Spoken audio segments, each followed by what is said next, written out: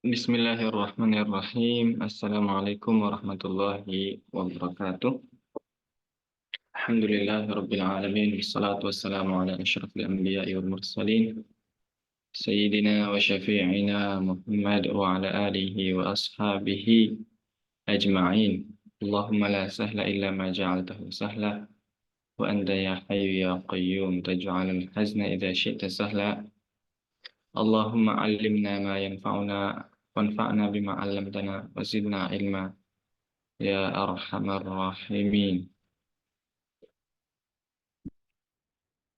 Alhamdulillah, segala puji bagi Allah Subhanahu wa taala, kita dapat berjumpa ya teman-teman. Banyak di antara kita yang sudah ikut rutin dan banyak juga yang baru hadir.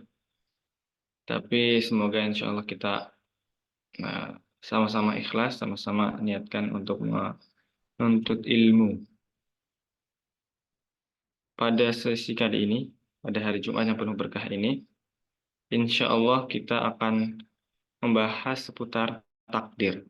Dan salah satu pertanyaan yang banyak banget ditanyakan tentang takdir adalah soal jodoh. Ya. Kemarin aku buka NGL, Not Gonna Lie. Nah, di situ orang-orang pada tanya tentang ya bebas macam-macam.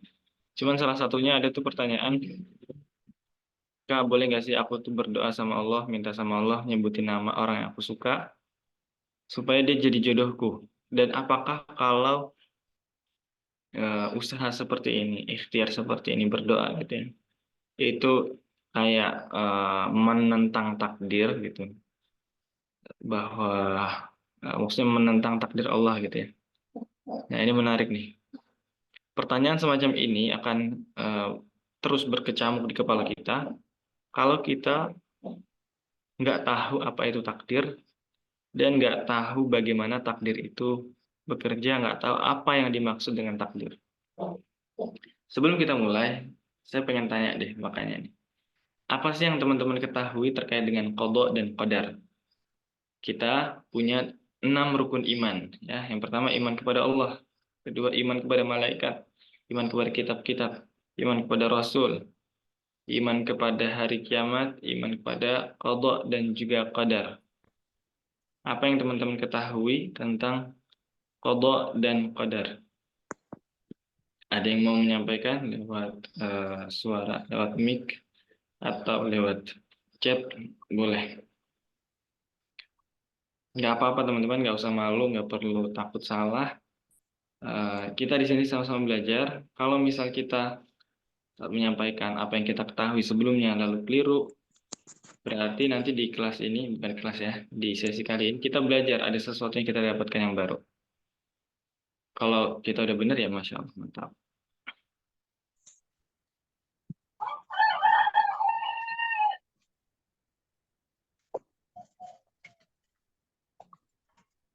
Jadi yang mau apa takdir ketahui sekarang deh. Selama ini taunya takdir itu apa sih? Hmm, Bentar ya.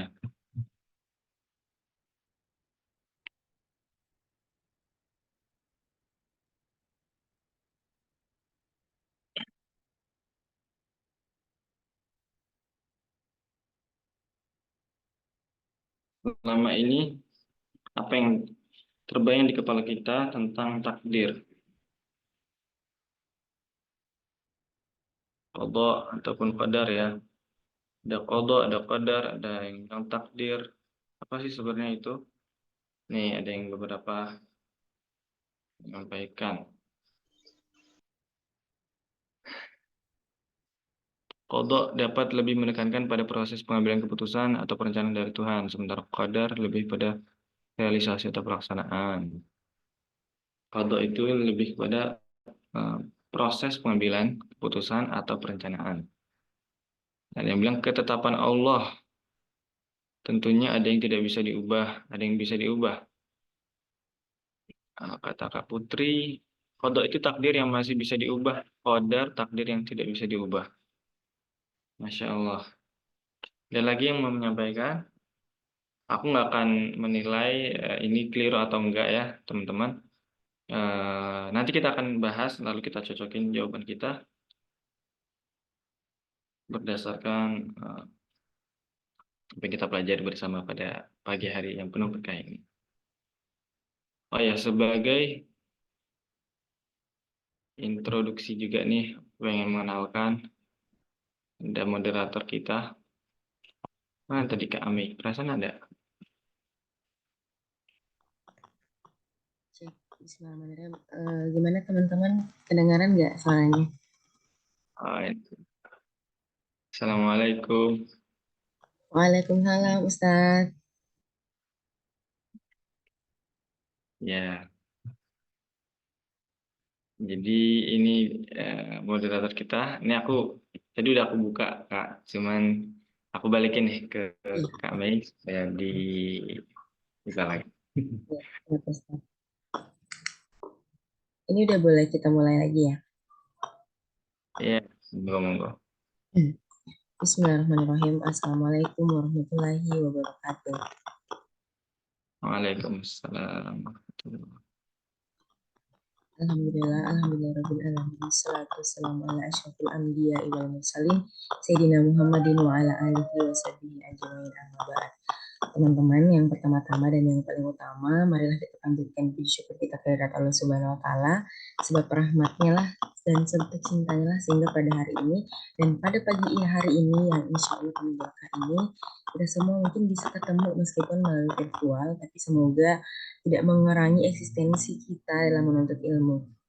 Tak lupa pula kita kirimkan selawat serta salam kepada baginda Rasulullah Shallallahu Alaihi Wasallam. Allahumma sholli ala sayyidina Muhammad, sang cinta sejati dan sang pembawa perubahan sejati. Sebelumnya mungkin sebelum kita tadi sudah dibuka sebelumnya oleh Ustadz ya, kajian kita pada hari ini. Cuman sebelum kita melangkah lagi lebih jauh tadi ke materi, sebelumnya perkenalkan diri dulu. Teman-teman, perkenalkan nama saya. Nama lengkapnya Andi Anissa Bilati Ramdhani Syarif, teman-teman bisa panggil Mei, yang merupakan moderator pada kegiatan pada hari ini. Dan sebelumnya saya ucapkan terima kasih kepada teman-teman yang sudah berpartisipasi dan tentunya hadir ke kajian pada hari ini. Semoga apa yang kita jalani pada hari ini memulai berkahnya kita pada hari ini, terutama kan ini hari Jumat ya Ustadz ya. Jadi semoga ini bisa bernilai pahala dan bernilai kebaikan awal pagi yang baik. Oke, sebelumnya saya sapa dulu Ustadz. Masya Allah, Assalamualaikum. Waalaikumsalam. Oke, ini gimana Ustadz? Apa kita langsung memulai dengan materi aja ya? Karena kebetulan juga Ya, tadi udah jalan beberapa menit. Oke, langsung saja saya serahkan kepada Ustadz. oke, terima kasih banyak Kak Mei atas openingnya. Nanti yang memandu tanya jawab juga nanti insya Allah Kak Mei. Aman, Ya, aman. kita lanjutin ya. Tadi teman-teman udah banyak banget yang ngirim apa yang kita ketahui sebelumnya tentang takdir ya, qada ataupun takdir. Eh, dan ini wajar banget. Qadar telah tertulis haknya Allah, qada kehadirannya setelah qadar, hak kita untuk ikhtiar. Nah, ini kan kita tuh masih punya banyak banget pandangan, perspektif. Mungkin sebelumnya kita pernah dengar dari guru-guru kita, mungkin sebelumnya kita pernah baca, atau ya ini adalah pemahaman kita tentang eh, takdir seperti itu. Atau ada juga yang bilang tuh kayak misalnya takdir itu ya udah keputusan Allah dan itu udah nggak bisa diubah ya. Ada yang bilang bisa diubah, ada yang bilang nggak bisa diubah. Makanya bahkan kita pun ada sebagian juga yang takut untuk berdoa. Boleh nggak sih kita tuh doa doa itu kan bisa menentang takdir. Nanti berarti kita gimana nih menentang takdir Allah?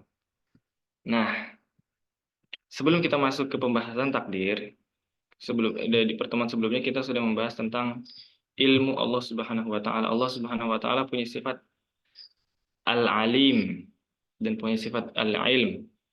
Sifat ilmunya Allah yang maha mengetahui, dan ilmunya Allah Subhanahu wa taala itu tidak sama seperti ilmu kita.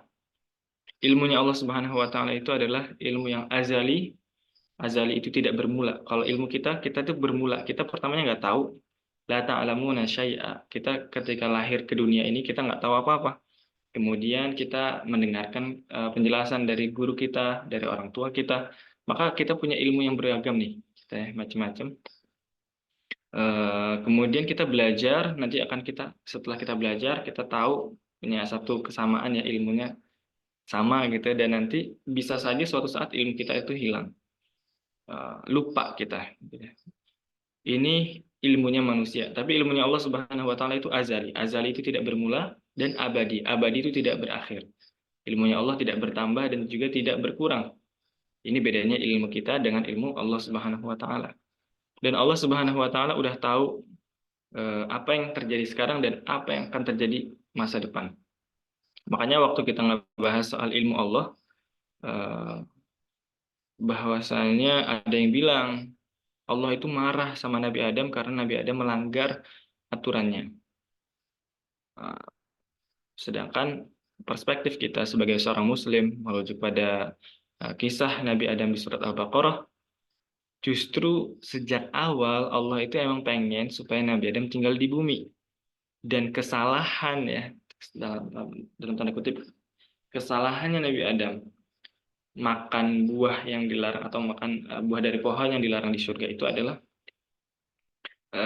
bagian dari proses Nabi Adam turun ke bumi, dan itu memang sesuatu yang diinginkan oleh Allah Subhanahu Wa Taala, bukan yang kemudian Allah itu marah besar sama Nabi Adam hingga ratusan tahun, kata sang influencer tersebut. Nah, nanti takdir itu juga ada kaitannya dengan ilmu Allah ini, ilmu Allah yang azali dan juga abadi.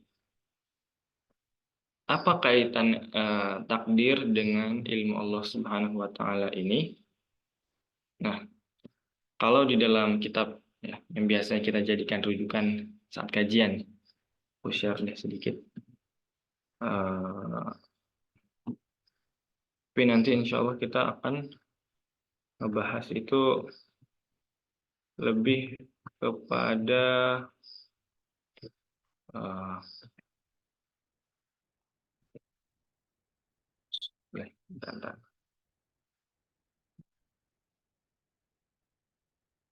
Hmm.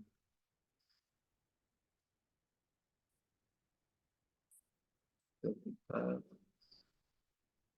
Sebenarnya di bab ini, kalau kita lihat ya, kita kan biasanya pakai Mukhtasar Al-Harari.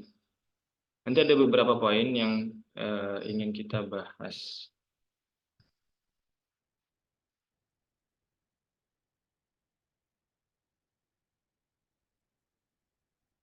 Share, teman-teman. Sebenarnya ini tuh pembahasannya cuma dari beberapa kalimat ini aja. Tapi kita perdalam, kita kayakan ya pembahasannya. Sebelumnya kita sudah bahas tentang Allah Subhanahu wa Ta'ala, sifatnya itu Al-Alim, Maha mengetahui. Yang berikutnya adalah yang Maha Kuasa, yang mudah baginya melakukan segala apa yang dia kehendaki. Al-Fa'alul lima yurid. Ini sifat-sifat Allah. Al-Alim, Al-Qadir, Al-Fa'alul lima yurid. Masya Allahu kana wa ma lam yasha' lam yakun. La hawla wa la quwata illa billah. Dan Allah Subhanahu wa Ta'ala memiliki sifat-sifat kesempurnaan. Jadi nanti takdir itu ada kaitannya dengan sifat Allah yang Maha mengetahui dan Allah yang Maha kuasa. Ya. Alimun qadirun. Oke, kita masuk ke pembahasan apa itu sebenarnya kok burung. Oke, bentar. Ini harus seperti ini ya. Allah Subhanahu wa Ta'ala memiliki sifat ilmu dan sifat kuasa. Apa sebenarnya takdir? Sebenarnya kalau istilah takdir itu sendiri itu adalah kata serapan dari bahasa Arab ya. Kalau di dalam iman, rukun iman, wa tu'minu bil qadari khairihi wa syarrihi, atau kemudian ulama-ulama juga membahas qada dan juga qadar. sebenarnya apa sih itu qada dan apa itu qadar. Ini sebenarnya sederhana banget kalau kita pengen ngebahas secara ilmiah ya. Nanti juga ada kaitan terkait dengan al-fa'alu lima yurid. Apa sih itu qada? Tadi juga ada sebagian teman-teman yang menyebut qada. Kemudian ada yang bilang ada terkait qada mu'allaq dan qada mubrom dan seterusnya. Apa sebenarnya itu qada? Qada itu definisinya seperti yang dijelaskan oleh Syekh Muhammad Said Ramadan Al-Buti di dalam kitab Al-Kubra Al-Yaqiniyat Al-Kauniyah. Qada itu adalah ilmullah bil asya'i kulliha bima sayakun fil alam bima sayajri fil kaun. Ilmu Allah Subhanahu wa taala terhadap segala sesuatu yang akan terjadi di alam ini. Itu ilmunya Allah Subhanahu wa taala terhadap segala sesuatu yang akan terjadi di alam ini. Ini perlu dicatat nih, definisi qada ya. Definisi qada. Apa? Ilmu Allah Subhanahu wa taala terhadap segala sesuatu yang akan terjadi di alam ini. Segala sesuatu. Ketika Allah Subhanahu wa taala menciptakan Nabi Adam alaihi salam, itu Allah udah tahu bahwa Nabi Adam akan melanggar dan Nabi Adam akan turun ke bumi. Kemudian akan melahirkan keturunan sampai nanti apapun yang terjadi di dunia ini eh, termasuk kelahiran kita, nanti kita sekolah di mana, nanti kita kerja apa, nanti kita nikah sama siapa, nanti kita punya anak berapa, kapan kita matinya, itu Allah Subhanahu wa taala sudah tahu. Ini namanya qada. Jadi semalam saya ikut kajian akidah juga ya teman-teman dengan Kiai Abdul Wahab Ahmad, membahas ternyata juga tentang takdir. Padahal temanya adalah menjawab isu-isu terkini gitu. Tapi memang salah satu isu terkini yang jadi problem atau sering dipertanyakan juga adalah masalah takdir. Jadi alhamdulillah nambah ilmu juga. Beliau di situ kemudian menjelaskan bahwa takdir itu ada 3 perspektif. Pertama dari segi perspektifnya Allah Subhanahu wa taala, yaitu dari segi ilmunya. Ilmu Allah Subhanahu wa taala terhadap segala sesuatu di dunia ini itu udah ada. Ya. Ini sebagian ulama kemudian bilang karena di dalam Al-Qur'an itu disebutnya wa indahu ummul kitab. Ummul kitab itu kemudian ditafsiri fi lauhim mahfuz. Wal Qur'an Majid fi lauhin mahfuz gitu ya. Lauhin mahfuz ini kitab yang isinya segala sesuatu ketetapan Allah Subhanahu wa taala yang menurut sebagian ulama kalau kata beliau gitu ya.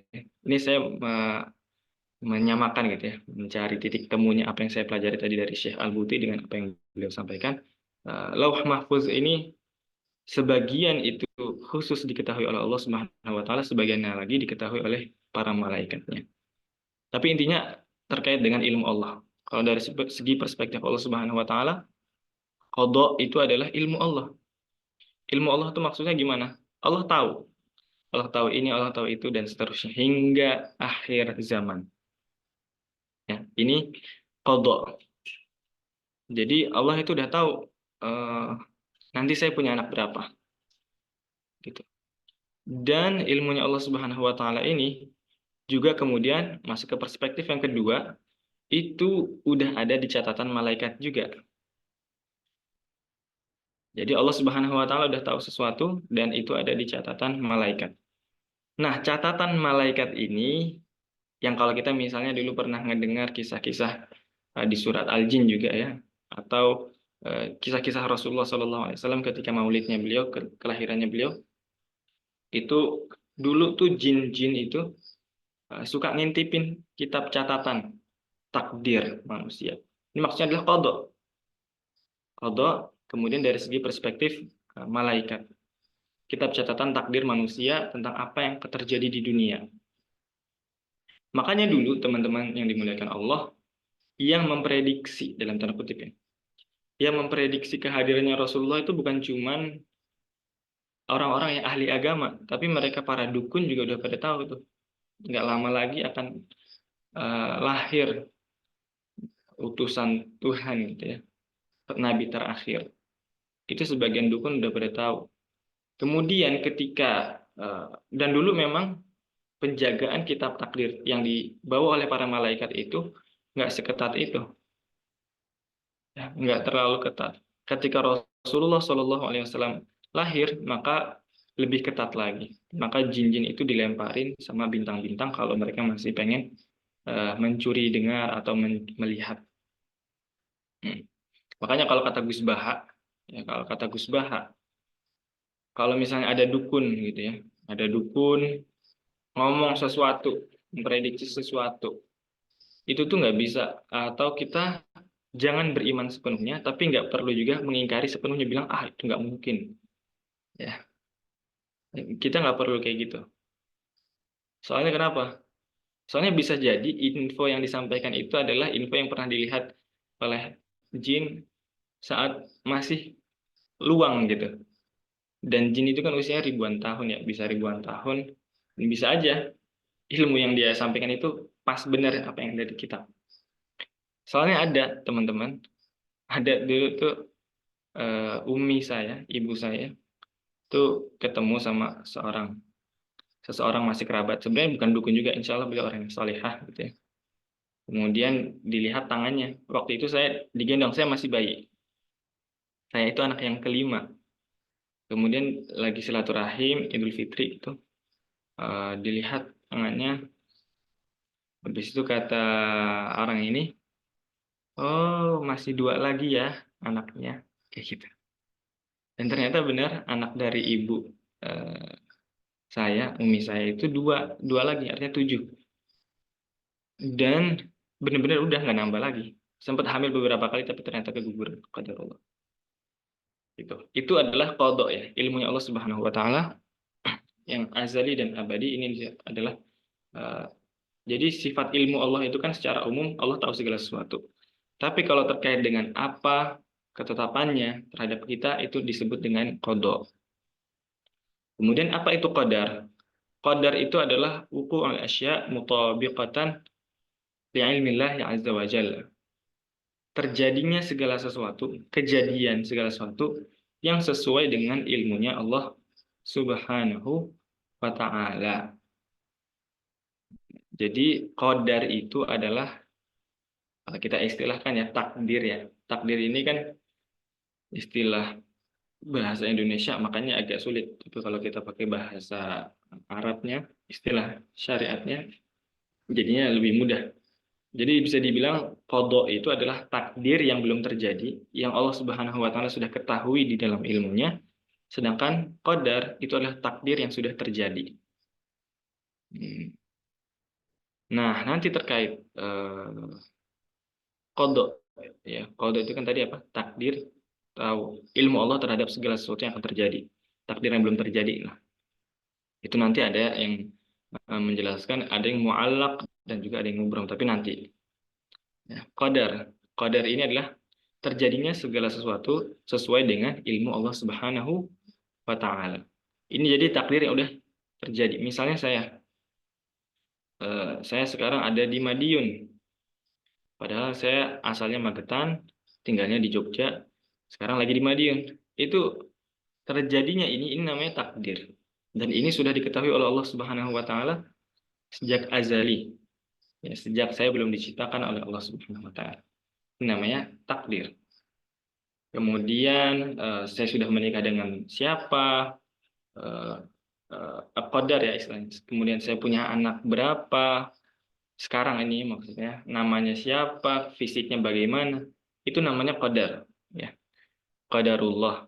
Makanya kalau kita terjadi sesuatu yang mungkin kita kurang sesuai, kurang suka, agak sedih, itu kita tuh disuruh menyebutkan atau mengucapkan qadarullah wa ma syaa fa'al.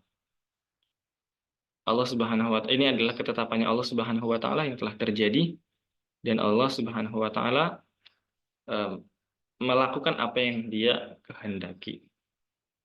Nanti ini kaitannya dengan masyiatullah atau kehendaknya Allah Subhanahu wa taala. Jadi qadar adalah terjadinya sesuatu bertepatan dengan ilmunya Allah Subhanahu wa Ta'ala. Jadi ini kita belum ngomongin soal bisa diubah atau enggak nih. Sesederhana itu sebenarnya. Qada adalah ilmu Allah terhadap apa yang akan terjadi di masa depan, dan qadar adalah kuasanya Allah Subhanahu wa Ta'ala atas apa yang terjadi sesuai dengan ilmunya. Nah, nanti kita akan ada tuh pembahasan terkait apa yang bisa diubah dan apa yang nggak bisa diubah. Ini unik sih, ini unik. Terkait misalnya kayak pertama tuh dibagi bahwasanya, oh ya, poin ketiga, perspektif poin ketiga ya. Tadi sudah ada perspektif dari Allah Subhanahu wa Ta'ala, yaitu ilmunya, kemudian dari malaikat. Malaikat itu catatan-catatannya, catatan-catatan ilmu Allah Subhanahu wa Ta'ala atau takdirnya. Ilmu Allah ini udah absolut, udah pasti akan terjadi, nggak akan bisa berubah. Sedangkan yang kedua adalah catatan malaikat itu, ini yang nantinya masih bisa berubah, teman-teman. Di dalam Al-Quran terkait dengan ilmu Allah, Allah berfirman, wa indahu mafatihul ghaibi la ya'lamuha illahu, dan Allah itu memiliki kunci-kunci gaib yang tidak ada yang mengetahui kecuali Dia. Jadi bahkan para malaikat pun juga nggak ada yang tahu tentang hal-hal gaib ini. Wa ma tasqutu min waraqatin illa ya'lamuha wa la habbatin fil ardi wa la radbin wa la yabisin illa fi kitabim mubin. Saking detailnya ilmu Allah Subhanahu wa Ta'ala, bukan cuma tadi ya terkait aku lahir kapan, mati kapan, enggak. Tapi juga bahkan firman Allah itu tidak ada satu daun pun yang jatuh, tidak ada satu daun pun yang dia kemudian menjadi basah, menjadi hijau gitu ya, lalu dia menjadi kering, itu kecuali berada di dalam kitabnya, fi kitabim mubin, kitab yang nyata. Ini adalah Lauh Mahfuz yang hanya diketahui oleh Allah Subhanahu wa Ta'ala. Perspektif kedua yaitu dari perspektifnya malaikat. Nah, malaikat ini juga punya catatan terkait kehidupan kita. Makanya ini yang ditulis pada saat kita itu berada dalam rahim. Ketika udah berusia 40 hari ya. Ketika manusia, seorang janin, dalam hadis ketika dia berusia 40 hari, ada yang bilang ketika dia berusia 3 bulan. Bentar.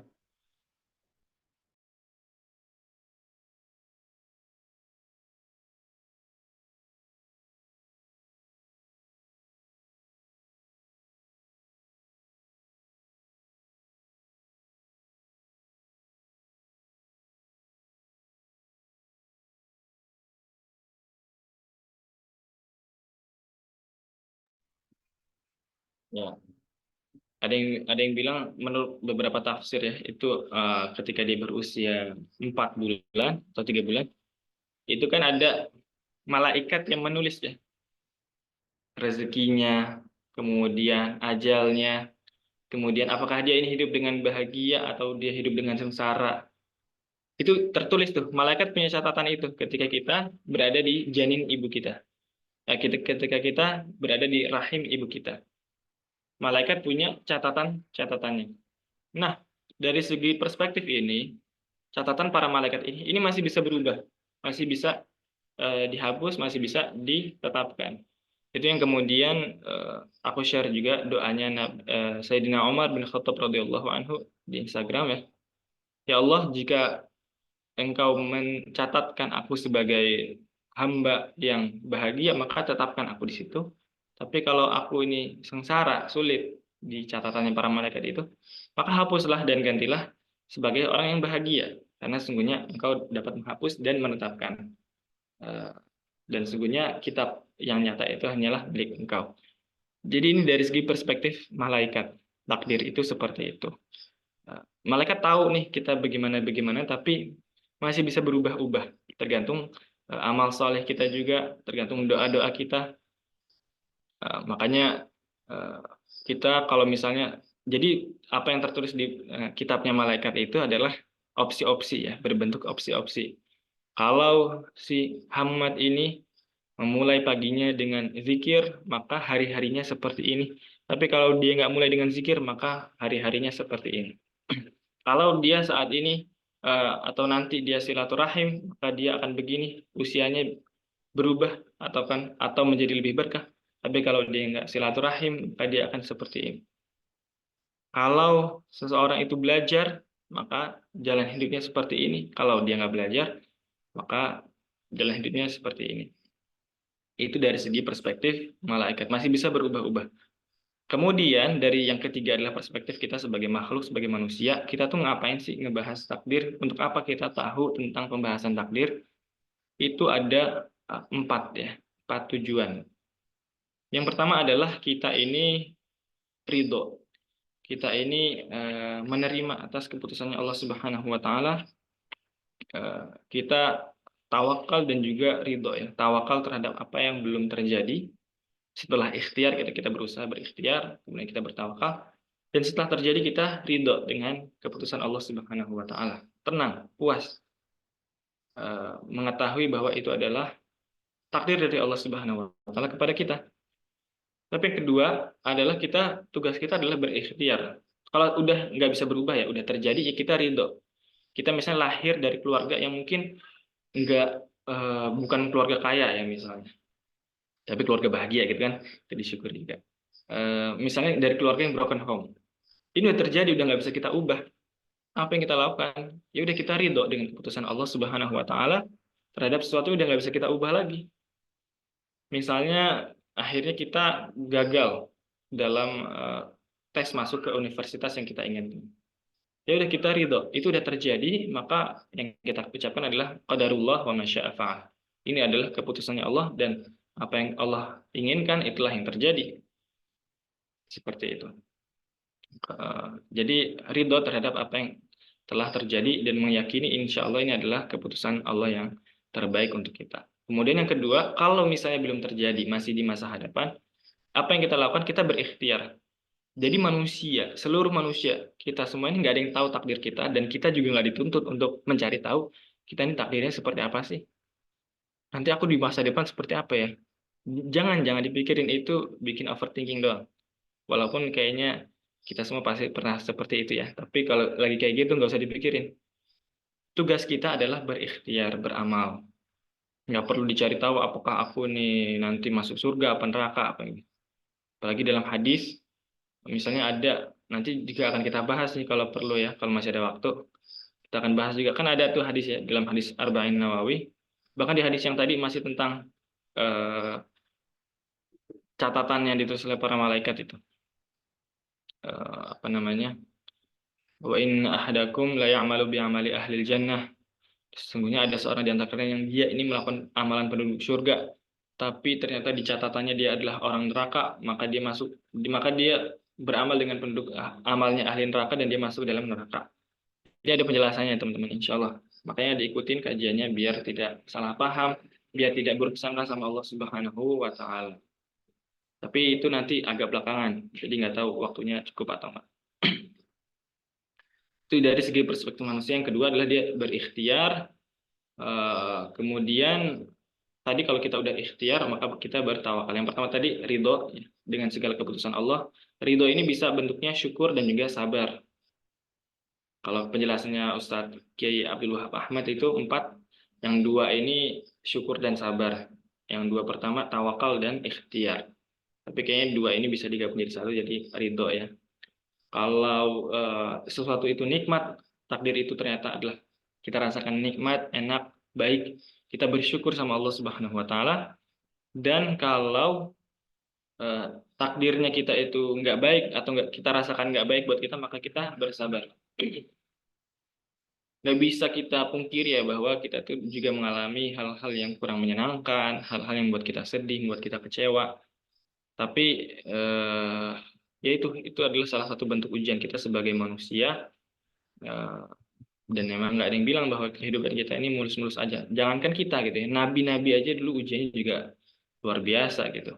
Dihina, dicaci, diusir, dikejar-kejar untuk dibunuh. Bahkan ada sebagian nabi juga sampai dibunuh.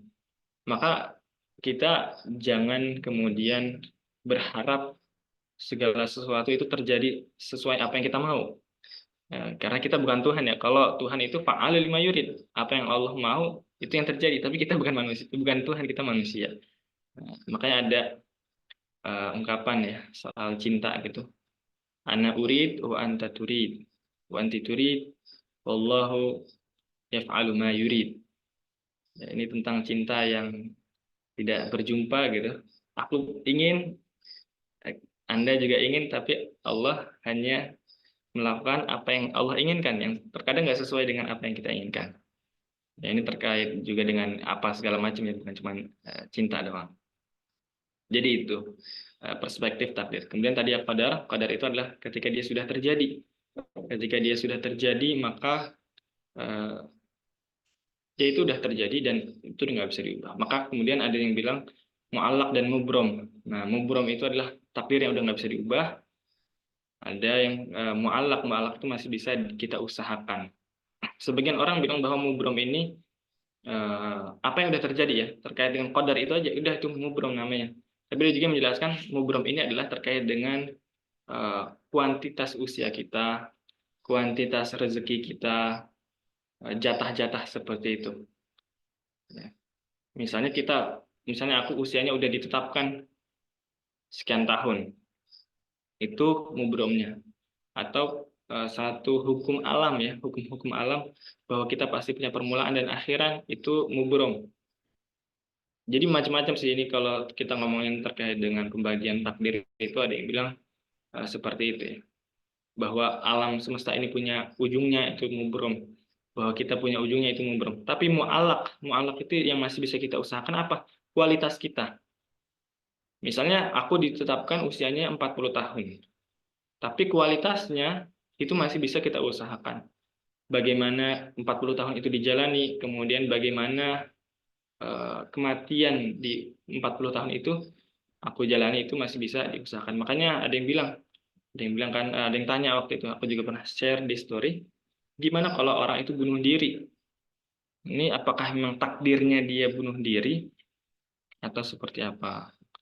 Nah, itu eh, secara mubrom dia punya kuantitas umur, ya emang segitu. Makanya dalam Quran juga ketika Allah Subhanahu wa taala menjelaskan tentang perjuangan, pengorbanan, peperangan, kan orang-orang munafik itu bilang pasti, seandainya kalian nggak berangkat, tentu kalian masih hidup bersama kita. Seandainya kalian mendengarkan kita untuk nggak berangkat berperang, kalian masih hidup di antara kita. Kata Allah Subhanahu wa taala, "Qul law kuntum fi buyutikum la barazal ladzina kutiba alaihimul qatlu ila madajihim." Seandainya kalian berada di rumah kalian, justru kematian yang akan mendatangi kalian ke tempat tidur kalian.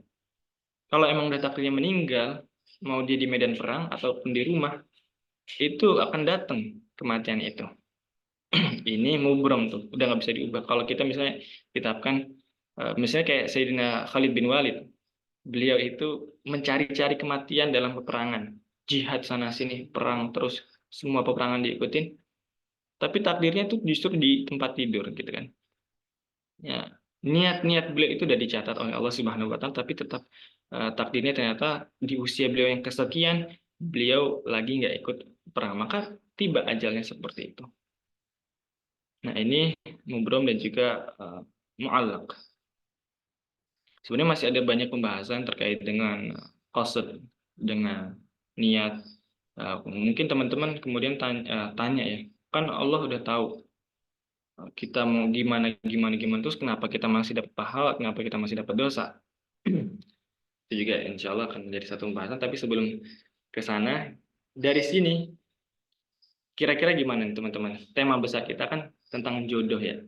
Jadi sebenarnya mohon maaf nih teman-teman, jodoh itu hanyalah memang sub-sub dari takdir. Yang ingin kita bahas adalah soal takdir ini dan karena ini memang kajian rutin kita ya, sebelumnya kita membahas tentang ilmu Allah Subhanahu wa taala, sekarang ada soal takdir. Dari apa yang kita sudah bahas, kira-kira jodoh itu kayak gimana nih teman-teman? Menurut teman-teman. Apakah dia itu takdir, takdir yang sudah tidak bisa diubah gitu ya? Atau dia ini adalah sesuatu yang masih kita perlu usahakan, kita ikhtiarkan.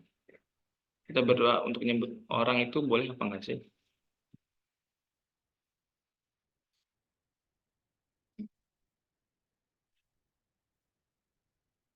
Tapi gini nih, kayaknya masih terlalu, tadi masih terlalu umum ya pengantarnya. aku sampaikan lagi bahwa ini juga adalah salah satu yang banyak sekali ditanyakan, bukan cuma netizen Indonesia ya, tapi juga ya, mungkin semua jomblo, semua single. Bahkan kadang orang yang udah nikah pun juga masih mempertanyakan apakah ini takdirku gitu ya. Akhirnya nikah sama ini. Jadi eh, jodoh ya, jodoh itu adalah bagian eh, bukan yang qismah wa nasib, bukan yang pembagian yang totok gitu, udah nggak bisa berubah sama sekali kayak usia kita.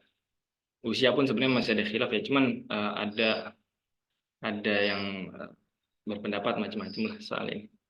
Cuman intinya memang ada yang nggak bisa diubah tadi seperti kematian.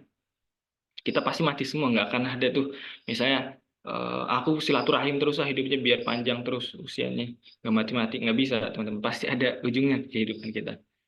Nah, apakah jodoh itu adalah suatu hal yang pasti seperti kematian, atau jodoh itu adalah rezeki yang masih bisa kita usahakan, terkait dengan kualitasnya, terkait dengan keberkahannya, ya, apakah masih bisa? Jawabannya adalah menurut para ulama akidah, pasangan, suami ataupun istri itu adalah sesuatu yang ikhtiari. Ikhtiari. Memang malaikat itu, jadi tadi ya, kan tiga perspektif. Malaikat itu punya catatan yang bersifatnya opsional. Dia bisa diubah, bisa ditambah, bisa dikurangi. Kemudian manusia itu nggak tahu apa-apa tentang takdir kita ya kan. Dan Allah udah tahu semuanya.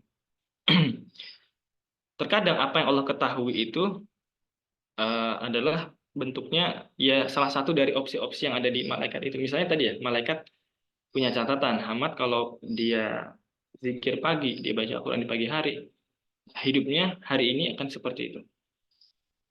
Tapi kalau enggak, dia bakal seperti itu. Dan Allah udah tahu Hamad bakal seperti apa. Nah, itu dari segi perspektif, sedangkan aku nggak tahu apa-apa.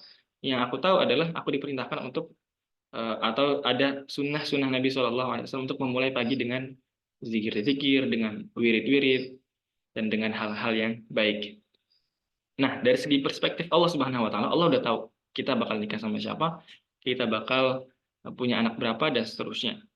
Dari segi malaikat, malaikat itu udah tahu juga ini orang kalau dia mau nyari jodoh, mau ikhtiar begini dan begitu, dia akan ketemu nih sama si ini, si fulan. Tapi kalau dia nggak ikhtiar, kalau dia nolak mulu ya, udah nggak ikhtiar, begitu ada yang datang ditolak, ya udah nih orang nggak nikah nikah gitu kan. Kemudian dari segi perspektif kita sebagai manusia, ya kita kalau emang pengen menikah, pengen mendapatkan jodoh yang baik, maka kita berikhtiar. Jadi kita itu nanti konteksnya sebagai manusia, kita tuh bukan, ini nanti juga kaitannya dengan kadang tuh orang salah paham tentang takdir itu kayak kita jalan hidup kita tuh udah semuanya udah tertuliskan dan kita seolah-olah ibarat robot aja gerak tanpa ada kuasa apa-apa. Ya udah, aku sholat, nah ini takdir, nggak sholat juga takdir, gitu kan. Makanya kalau kata Kiai Abdul Wahab Ahmad, ini tuh nggak ada kaitan dengan taklif, dan kita nggak bisa kemudian menyalah-nyalahkan ya pada sesuatu yang masih bisa kita ikhtiarkan, masih bisa kita usahakan, lalu kita menyalahkan takdir, itu tindakan yang keliru. Misalnya, kenapa kamu eh, kok nggak lulus gitu kan? Kenapa kamu gagal? Takdir. Kenapa kamu nggak naik tingkat? Padahal dia orangnya suka bolos gitu kan. Takdir, Pak. Sama Pak, ya udah kalau gitu sekarang saya nggak bayarin kamu lagi, nggak kasih uang jajan. Kenapa, Pak? Takdir. Jadi nggak bisa tuh kita pada hal-hal yang masih bisa ikhtiar, itu kemudian kita nyalah-nyalahin takdir aja. Kalau dalam ranah ikhtiar, seperti misalnya rezeki, kemudian juga termasuk nih dalam mencari pasangan, itu kita ikhtiar sebisa mungkin, apa yang bisa kita usahakan itu diusahakan. Dari segi manusia kita tuh nggak ada yang tahu, dan kita kayak misalnya tuh pertanyaan aja, misalnya kan ada yang tanya, boleh nggak sih doa untuk fulan supaya jadi jodoh, apakah itu menentang takdir? Siapa bilang itu menentang takdir? Bisa jadi emang itu takdirnya juga gitu kan. Kan kita nggak ada yang tahu. Kalau kita udah ngebahas menentang takdir atau enggak, itu seolah-olah kita udah tahu takdir kita seperti apa, ya kan? Misalnya kita udah tahu nih takdirnya bukan si dia, lalu kita doa supaya jadi dia. Ya kita tahu dari mana itu takdir kita atau bukan? Maka nggak apa-apa, wajar kita boleh kalau pengen berdoa menyebut nama seseorang itu boleh, sangat-sangat boleh. Tapi kalau saya pribadi tidak menganjurkan. Kenapa? Ya, soalnya kita nggak tahu ya orang itu baik atau enggak buat kita. Itu ada pembahasannya tersendiri sih, insya Allah, terkait nyari-nyari jodoh. Jadi kayak gitu teman-teman. Jodoh itu takdir atau bukan? Jadi itu takdir dari sisi perspektifnya Allah Subhanahu Wa Taala, kodoknya. Allah udah tahu siapa pasangan kita, tapi masalahnya adalah kita nggak ada yang tahu apa yang Allah ketahui, gitu kan? Allah tahu apa yang terjadi pada kita, tapi kita nggak tahu apa yang Allah ketahui. Maka tugas kita yang diperintahkan oleh Allah adalah, jadi dulu Rasulullah itu pernah membahas juga tentang takdir. Kemudian sahabat tuh bingung. Rasulullah, kalau Allah udah tahu kita mau kayak gimana kehidupannya, ngapain kita lagi beramal? Kalau Allah udah tahu kita masuk surga atau neraka, ngapain lagi kita beramal? Kata Nabi Shallallahu Alaihi Wasallam, amalu, beramallah, berusahalah, berikhtiarlah, berdoalah, apapun segala macam ikhtiar usaha kita, lakukanlah. Fakullun muyassarun lima khuliqalah. Karena semuanya setiap orang itu akan dimudahkan pada takdir-takdirnya. Ya gitu ya. Maksudnya pada apa yang Allah Subhanahu wa taala ketahui. Kalau kita ngomongin soal takdir malaikat itu masih bisa ikhtiar, masih bisa banget kita berusaha apa namanya? Berikhtiar. Nanti dari situ juga akhirnya kemudian manusia itu dapat hisapnya ya, dari kasep-kasepnya, dari usaha-usahanya, dari niat-niat. Maka manusia walaupun ada takdirnya, tapi manusia masih dikasih kesempatan juga untuk beramal, untuk berlaku, dia mau berlaku baik atau berlaku buruk. Dari situ nanti kemudian kita dihisab oleh Allah Subhanahu wa taala. Mungkin segitu dulu. Masih banyak sebenarnya pembahasan takdir. Bahkan saya punya catatannya cuma 1 halaman. Tadi saya baru bahas cuma setengah. Masih ada lagi setengah. Tapi insya Allah supaya ada sesi tanya jawab, dan insya Allah kita lanjutkan di pertemuan yang berikutnya, karena pagi hari ini nggak bisa lama-lama ya. Seperti itu. Silakan, mungkin begitu dari saya. Kak Mei bisa dipandu untuk sesi tanya jawabnya maksimal jam 6 ya. Insya Iya, Allah. Terima kasih. aman. Makasih Ustadz ya sebelumnya, dan Masya Allah sekali materi kita pada hari ini sangat-sangat bermanfaat, dan saya rasa teman-teman juga kayaknya ini udah banyak sekali pertanyaan yang timbul dalam benak teman-teman, baik itu mungkin soal berkaitan tadi dengan jodoh ataupun yang berkaitan dengan takdir.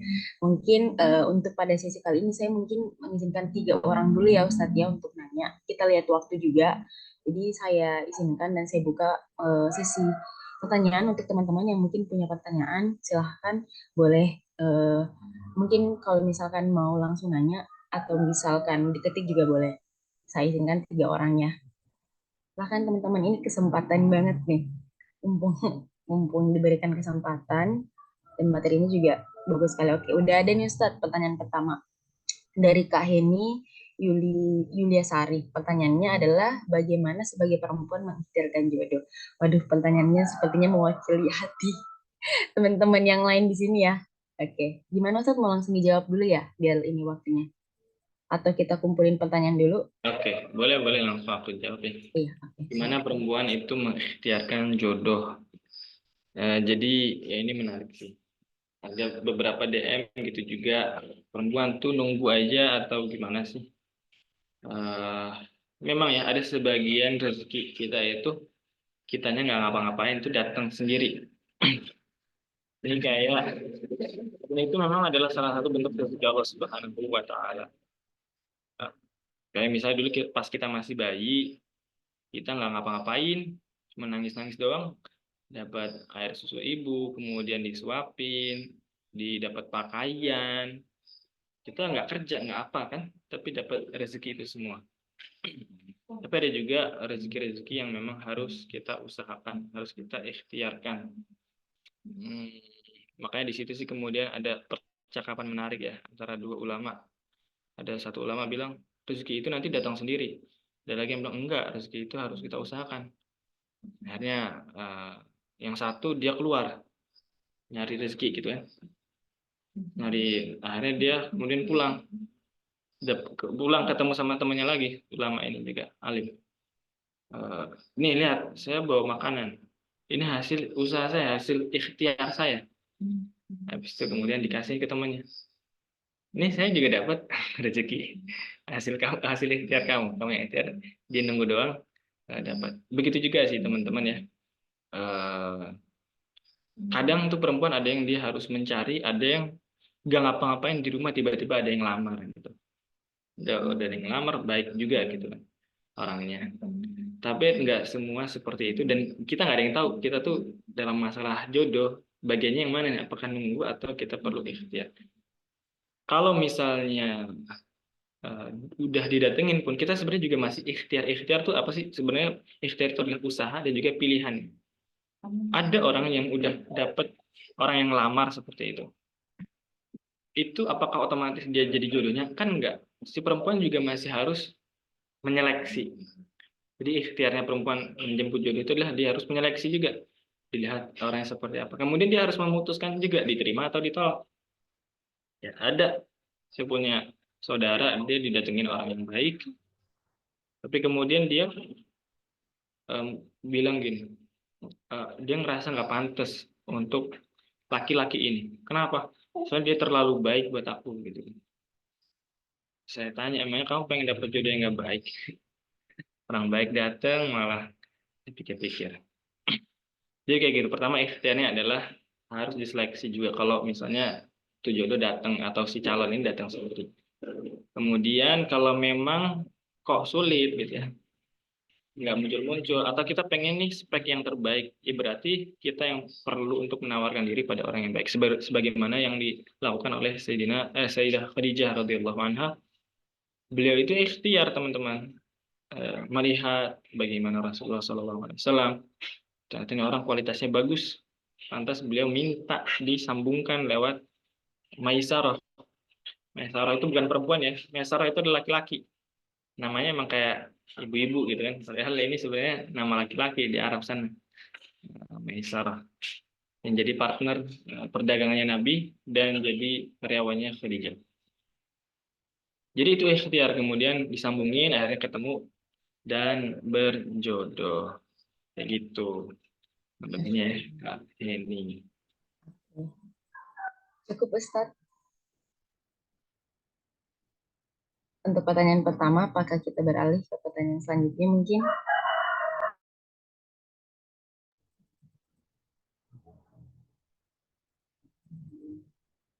Itu ada pertanyaan-pertanyaan lain di bawah. Ada. Oke.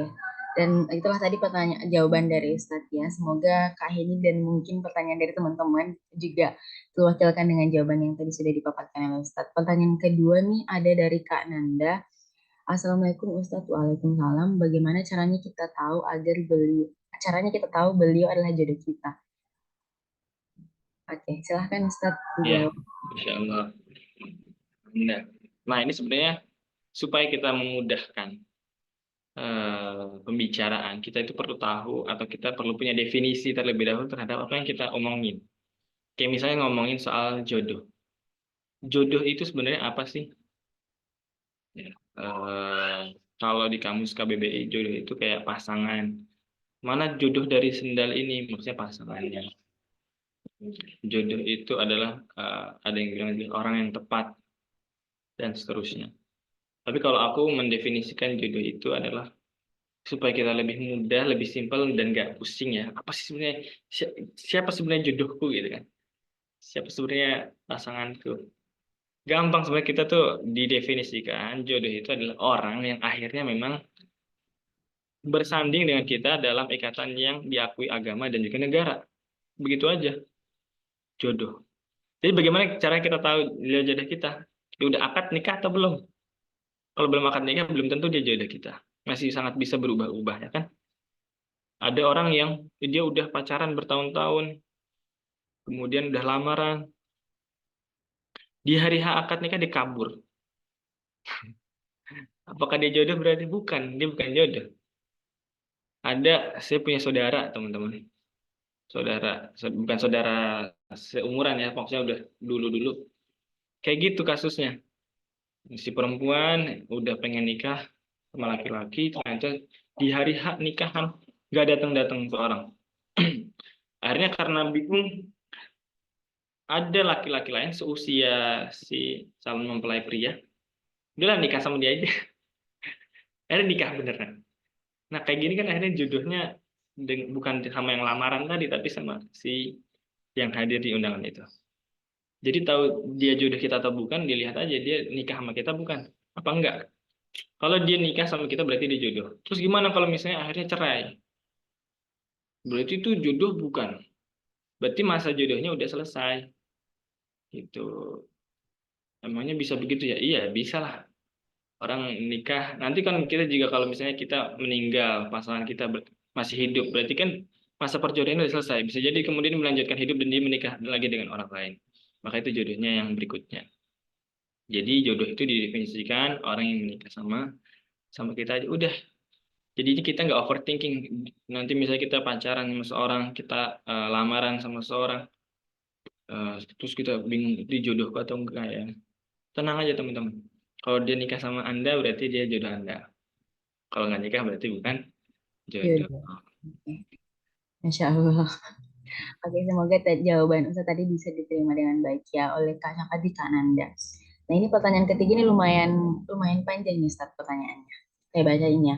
Jadi pertanyaan adalah misalkan kita perempuan sudah ada keinginan untuk menikah, sudah berpikir juga, tapi ternyata orang tua tidak mengizinkan dengan alasan untuk fokus dengan karir dulu.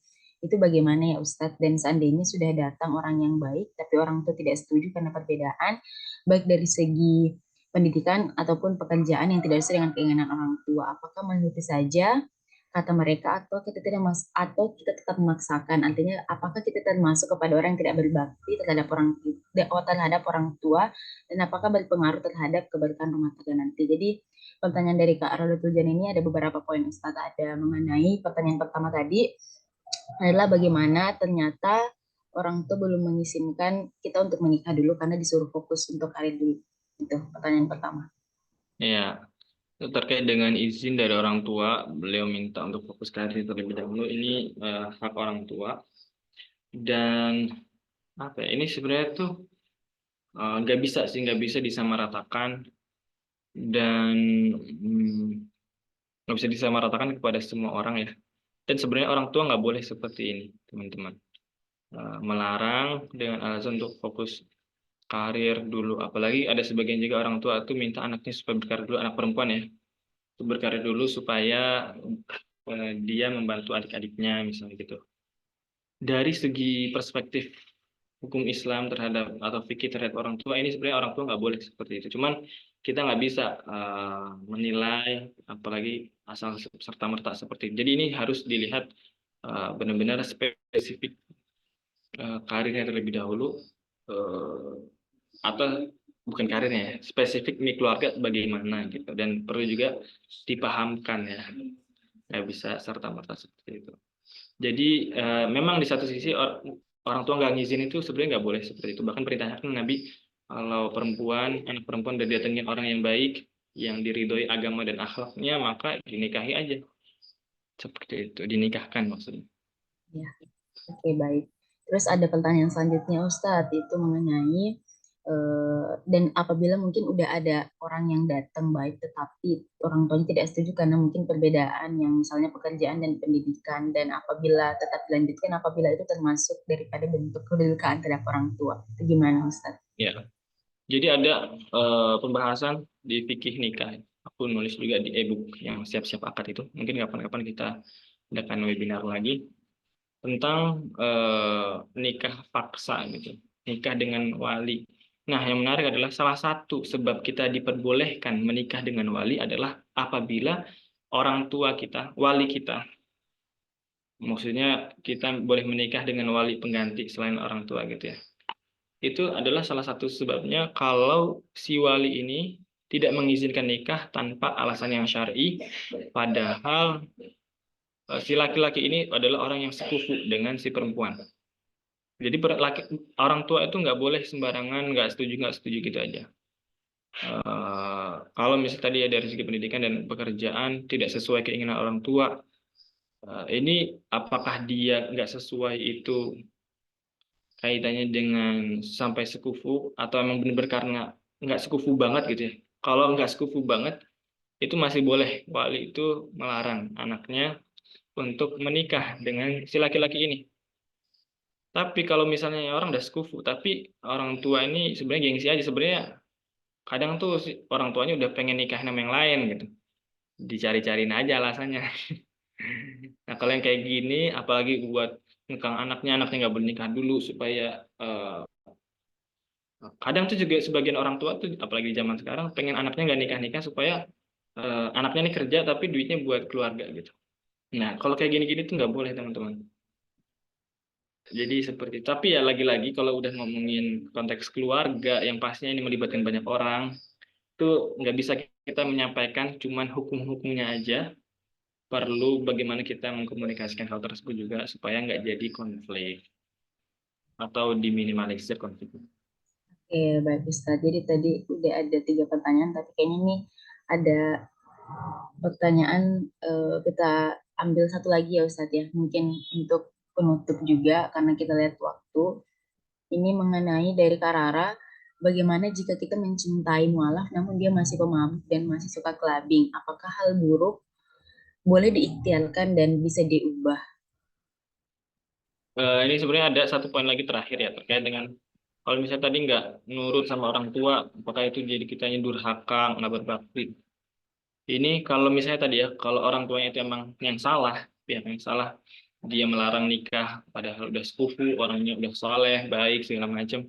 Maka kalau kita nggak nurutin orang tua, itu nggak durhaka. Ya, jadi kita perlu tahu bahwa yang durhaka itu bukan cuma anak, tapi orang tua juga bisa durhaka. Apa dasarnya kita menilai seseorang itu durhaka atau enggak? Kita lihat hak dan kewajibannya. Kalau yang ada pelanggaran terhadap hak dan kewajiban, disitulah letak kedurhakaan.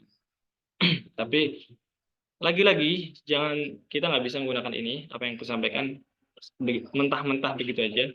Kalau misalnya memang ada benar-benar konflik di rumah tangga segala macam, kalau bisa itu dikonsultasikan secara privat supaya lebih spesifik gitu. Apalagi nih teman-teman yang bukan yang nanya gitu kan. Wah ternyata nggak harus taat sama orang tua. Aku nggak taat lah misalnya. Itu nggak bisa ya teman-teman. Ini jawaban-jawaban seperti itu spesifik terhadap kasus yang ditanyakan. Jangan kemudian kita sama-samakan kasus kita dengan kasus orang lain. Kemudian ada pertanyaan, ini mungkin pertanyaan terakhir aja ya. Gimana kalau misalnya kita mencintai mualaf tapi dia masih pemabuk dan juga clubbing? Hal buruk boleh diikhtiarkan dan bisa dirubah. Saranku teman-teman, jangan menikah dengan orang yang seperti ini. Eh, jangan berjudi dengan masa depan Anda, apalagi masa depan pernikahan. Yang kedua, jangan merasa bahwa kita bisa mengubah seseorang.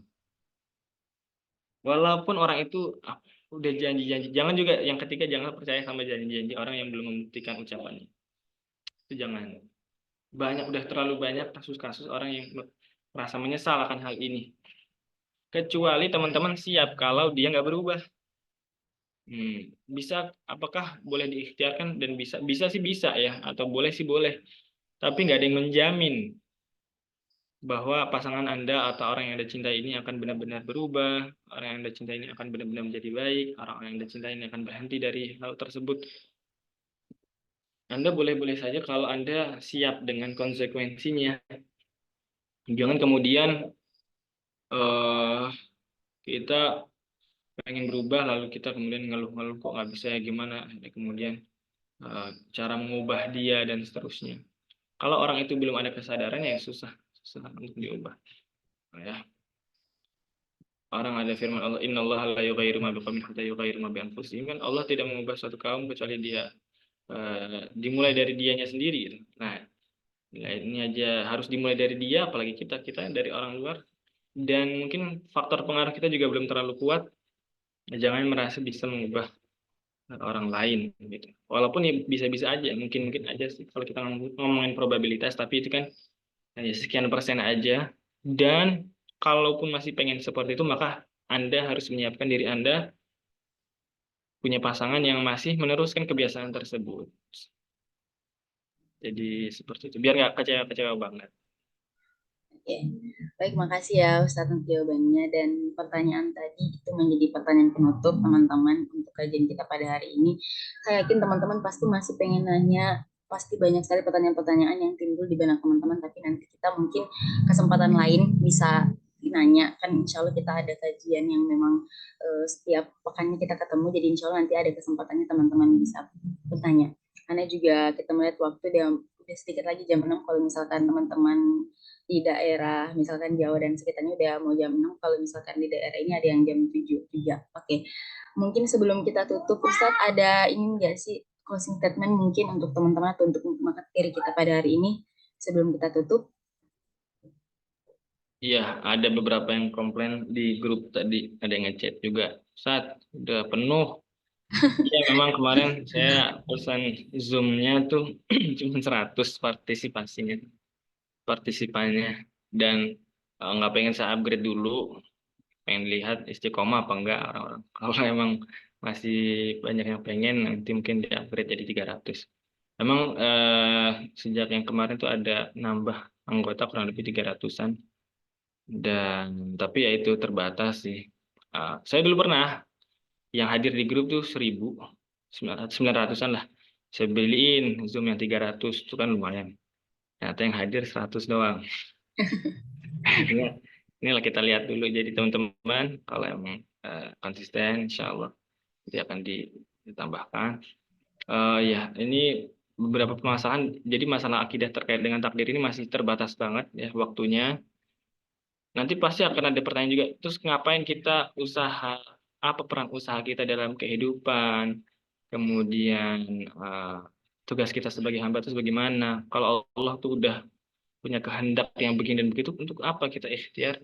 Dan insya Allah akan kita bahas di pertemuan yang berikutnya terkait dengan akidah, yaitu di hari Jumat. Insya Allah kajian tawazun ini ada Selasa dan Jumat ya. Selasa itu kita akan ngebahas fikih, dan Jumat kita bahas soal akidah. Kalau untuk sementara Instagramnya Tawazun belum ada, tapi udah ada yang nawarin diri untuk jadi admin. Tapi kalau Instagram saya pribadi namanya Hamad Rosyadi, seperti @hamad_rosyadi. Teman-teman bisa cek untuk update informasi. Mungkin gitu aja sih, Oke. Kak Mei. Terima kasih I- banyak. Oke, makasih Ustadz. Jadi mungkin teman-teman nanti yang belum sempat ikut, mungkin ini kita metodenya tuh gercep-gercepan ya, karena sekarang juga Zoom lagi terbatas untuk 100 orang, jadi teman-teman mungkin yang cepet-cepetan untuk join. Kalau misalkan nanti di hari Selasa, seperti informasi yang tadi saya juga bilang ada hari Selasa dan hari Jumat, nanti mungkin teman-teman bisa join di grupnya untuk informasi selanjutnya, dan nanti kalaupun ada Instagram khususnya, nanti insya Allah teman-teman nanti bisa lihat langsung di Instagram Ustadz. Mungkin terima kasih banyak Ustadz untuk ilmunya pada pagi hari ini, sangat berkah, terutama di hari Jumat. Semoga bisa jadi awal yang baik untuk teman-teman semuanya, dan apapun yang sekarang mungkin teman-teman catat, teman-teman dengarkan bisa berkah. Dan mungkin itu saja pertemuan kita pada hari ini, teman-teman. Nanti lebih dan kurangnya mohon dimaafkan. Dan terima kasih banyak untuk teman-teman yang sudah join. Dan jangan lupa untuk istiqomah ya Ustaz ya. Semangat istiqomah, nanti kita bertemu di pertemuan selanjutnya. Saya selaku moderator atas nama Mei undur diri dan sampai ketemu lagi. Wabillahi taufiq wal hidayah. Wassalamualaikum warahmatullahi wabarakatuh.